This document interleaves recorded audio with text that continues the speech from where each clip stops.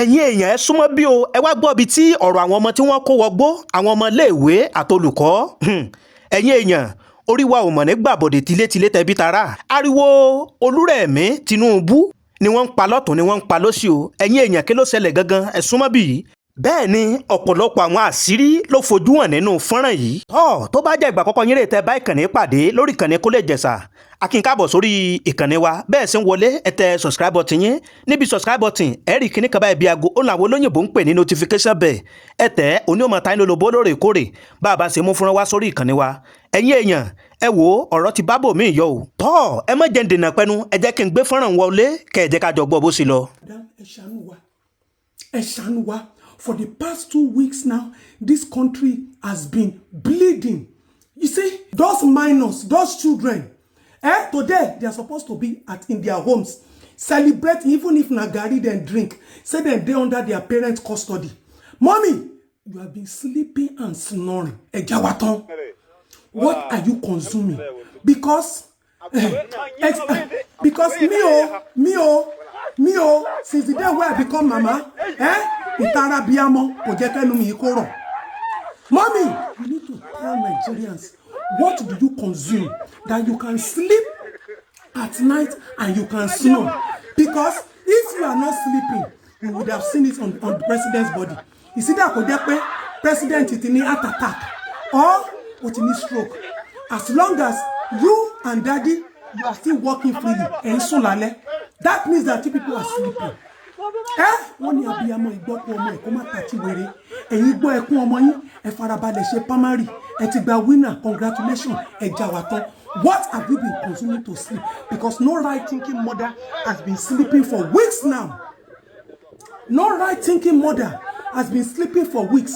Some children, you see all those videos, children in the bush, battery beating, plastic melting on their body. Esma, First Lady, what are you drinking to sleep? We don't use cocodamol. We don't get headache, paracetamol, extra, Panadol extra. What? Now we don't use. Mommy, show us the way. Help a sister. Help a sister. If it is the same mind, the same heart, the same emotion, the same compassion that is in us, that is in you, Mr. Olúrẹ̀mí Tinubu, help us.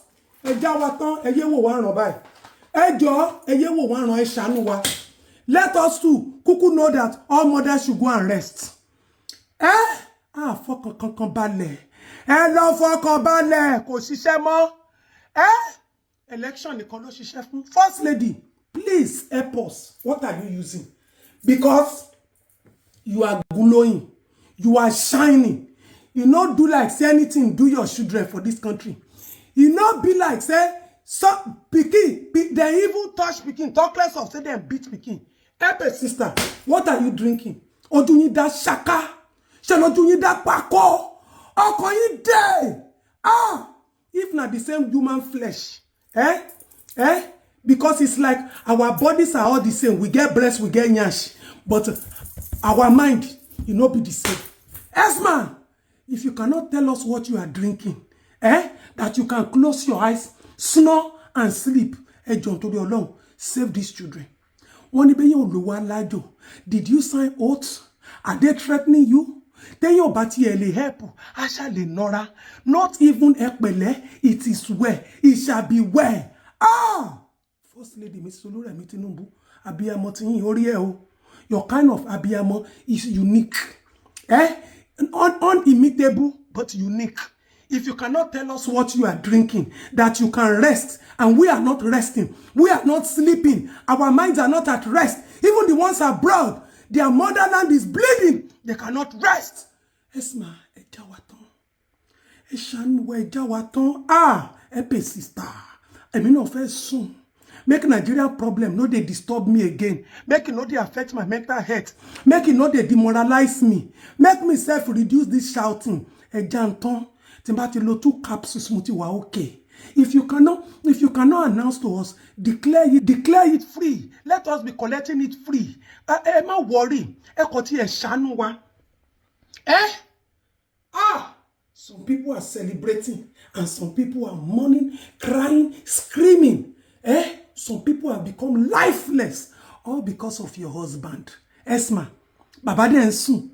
Pressure. I know that it is women that give men pressure. You not give pressure. You they give your husband confidence. Que sin kankan fọkàn ẹ balẹ̀. Mori, Henry, bá ṣe ń fẹ́ mi tọ́. À ń fẹ́ mi tọ́. Ṣé tàdúrà ni? Ẹ̀sùn àmórí òkè gùn. But orí òkè gan ò ṣe gùn. Bandit no go allow us go orí òkè. So we dey pray in the four corners of our house. We are calling Jehovah Jireh, Jehovah Shammah, Jehovah Nisi, Arógúngbógunmi, Ẹlẹ́bùrú ìkẹ́, Elétí gbóngbàròyé, gbanigbani lọ́jọ́ Ògúnlé. A ti pé Ògúnlé. A ti pé. But the Bible says heaven help those who help themselves. Yes, mommy, if you know help us, if you know help us show the presidency and the security team of Nigeria, how God won't help us. God will not come down. And when you became first lady, we thought that God has sent us our own helper, our mother that is the mother of all mother, the mother that mother their mother. Mother Tini, what is your mother doing now? Your mother is not supposed to be mothering other mothers. At least you are the mother of the nation. It's the right time to ask for a special request. I want to specially request for just one thing. And Mama be this, so we no get another one. Oluremi Tinubu Ejo. It is you we want to ask a simple question. Please, man, we want to ask you. You need to help us, oh. You need to help us. Madam, what do you they drink for night when they take sleep? What do you drink? Because no normal mother can sleep again in this country, Nigeria. Anything that concerns Nigeria, Esma, again, let me even prostrate for you. Ejo, we need your favor. Let us know. Help a sister, help a mother like you. Because, Siam. Eleyi ló le jù. Amlodipine. Siam, on lo mele wala ti Ghana ni. Siam, all on prescription. You see, we don't complain, Kaya. Madam, no be this kind of thing you dey drink when they take sleep. You need to help us. Whether you declare it through Pharmaceutical Association of Nigeria, NAFDAC, anti-narcotic, whatever it is.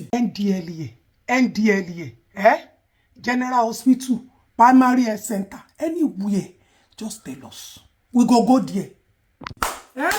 Tọ́ ẹ̀yin èèyàn wa káàkiri gbogbo àgbáláyé ibi tẹ́ ti láǹfààní àtòrí ọ̀fẹ́ tẹ́ ti ń wò wá tẹ́ ti ń gbọ́ wá lágbára Ọlọ́run Elédùmarè ojú tẹ́ fi ń wò wá ojú náà ò ní fọ́ etí tẹ́ fi ń gbọ́ wá etí náà ò ní di. Tọ́ níbi fọ́nrán tá a jọ gbọ́ yín tẹ́yìn náà bá nílé ròǹgbà ẹ jẹ́ ká máa gbé èròǹgbà yín lábẹ́ kọ́mẹ̀ntì wa ibi tá fi àdàgbẹ́ tó ìsọlẹ̀ síre a fi àkókò yìí a kí gbogbo ẹ̀yin olólùfẹ́ wa tẹ́ ń bá wa wo fọ́nrán wa tẹ́ ń bá wa like tẹ́ ń bá wa share pàápàá jùlọ tẹ́ ń tẹ subscribe button tẹ́yìn náà bá dáwọ́ yín lé òrèrè báyìí la máa já sí o àdúrà wa sí gbogbo ẹ̀yin olólùfẹ́ Kúnlé Ìjẹ̀ṣà ni pé a ní bọ́ sọ́wọ́ agbénipa o a ní bọ́ sọ́wọ́ agbéniwọgbó orí wa ò ní gbàbọ̀dẹ̀ ire báyìí lójú owó rí ire lójú ọ̀la rí ire lójú gbogbo wa ò mọ̀ rí o ìpàdé wa bí oyin ó dàbọ̀.